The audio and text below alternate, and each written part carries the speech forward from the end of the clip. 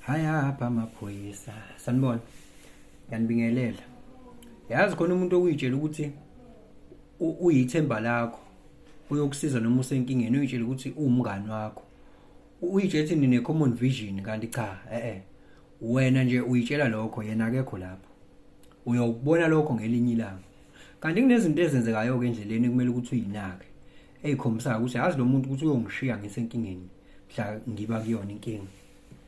Mina-ke ngi-inspire noma yini kwi-environment yami yabona nje ngike ngathi ukuthi ngike ngivule le savings ngiyibekele imali nje ngiyithathe ngala futhi angivula ngayo nayo yodwa ngavule nje amaningi o tax free ngakuvula nje kwakuningi ngafaka ngibone into engayilindeleke buka la uyabona la ukuthi kubhala monthly management fee la kubovu khona u7.50 okay into abangicharge yona leyo whether ke ngitransactile noma ngitransactanga bengivele ngizokchargewa lokho ngobani i-management fee okay ngayikhokha mina njengoba ubona kukhona u7.50 ohlaza ngayikhokha mina back ngoba ngenza ukuthi ibuyele back ku5000.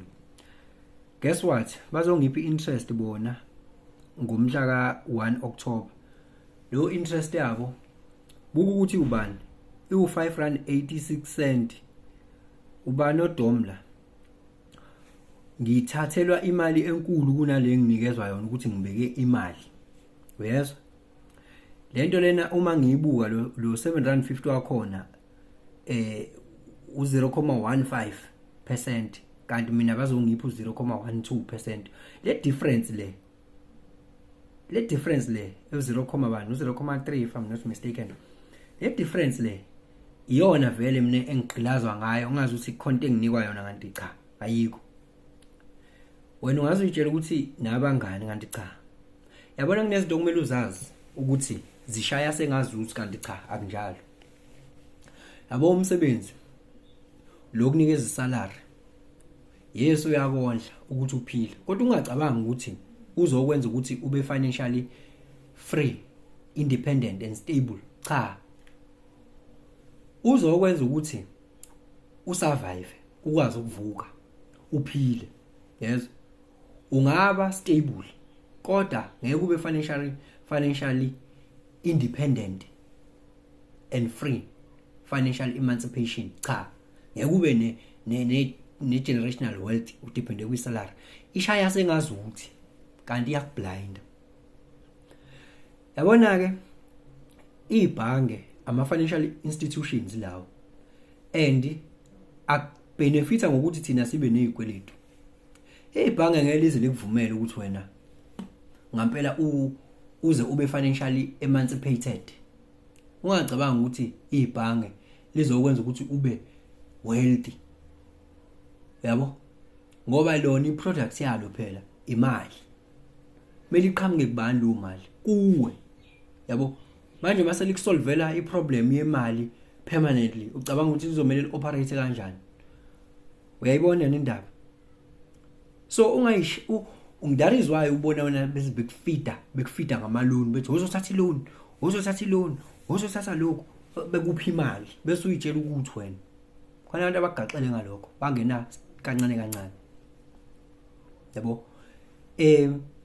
Lawo ma credit ithathe in an opposite way uma uthatha imali ebank noma wenza credit. Yabo? Lento ekuthiwa i-good debt ukuthi uzoleverage investment. Unganqindi ukuthatha 100,000 bese uyobheka ama investment opportunities are serious. Do your due diligence. You do your due diligence. Stocks whatever kuningi bese ucalculate lento ekuthiwa ilokhungana i-return on maybe capital employed. Yabo? Return on your capital employed ukuthi wenze bani in terms of ama returns ngoba phela imali wena oyireceivayo as returns mele ibe enkulu kunemali wena oyikhokha back lapha. Yabo? On a monthly basis noma mangekho njalo ke kuzomela ukuthi kube khona okunye okubalayo. Yabo? Kuzomela kube khona okunye okubalayo engengene kukona okudeep nyana okudinga nemaths. But izinto engifuna ukuyibona ke mina lezi bafethu kunezinto ocabanga ukuthi zihambisana nawe kanti azihambisani nawe. Yabona ugovernment, ungacabanga ukuthi ugovernment uhambisana nawe. Ahambisani nawe ugovernment. Akanayo le vision onayo ngawe wena. Ungalenzi lo phutha. Umuntu okumele abe ne vision ngawe uwe.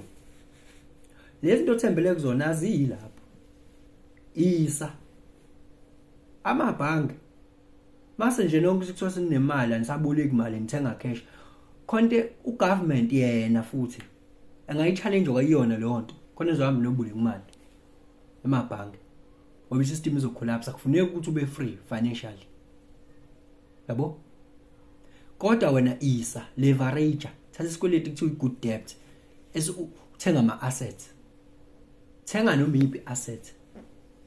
Ngoba lento le engikhombise yona la ingifundisa ukuthile mina ukuthi kahle kahle la asihambisani. Kungani ninganginikanga no 750 nina bese nithatha yena ke lo bani sengikhohle ukuthi bekuyimali lo 2 rand bani ngabe 2 rand bani ngawo 5 rand 86 cent indaba ningathathanga wona nina nakhetha ukuthatha lo. Buka nje kwakona ukuthi u5000 lo, yes, monthly ngizothola u0.12 monthly. Yini le uyazi ukuthi uma ungusucheck kwi-stock mase ufunde kuthiwa nje you invest in yourself, you learn on how to invest kuma stocks, how to trade and all of those things. Uyazi ukuthi khona assets emove 6% osukwini new imove 6% osukwini nje olodwa. Lo nto ezokutshela ukuthini ke ukuthi kube wena ubunga investanga ubungathathanga imali yakho ayiglishe lapha u300 lo ubuzobunawo ngalolu suku nje lodwa, based ekuthenini wena unayo knowledge ukuthi how the market is going to move. Ngoba nakho lokho you are able to study that if you do your due diligence, immerse yourself kulo mhlaba wakwa financial vicinity. Uwe uno 300 owenzile ngalo 5000 and nabo labantu esibeka kubona imali esithi senza ama investment kubona abangamalo kungani kuthiwa yini abantu management asset management companies, ama policies yonke lento leyo bathatha yona le mali bawenza yona into engikutshela ngayo, bayitrader le mali lapha, buying stocks, buying this, buying that.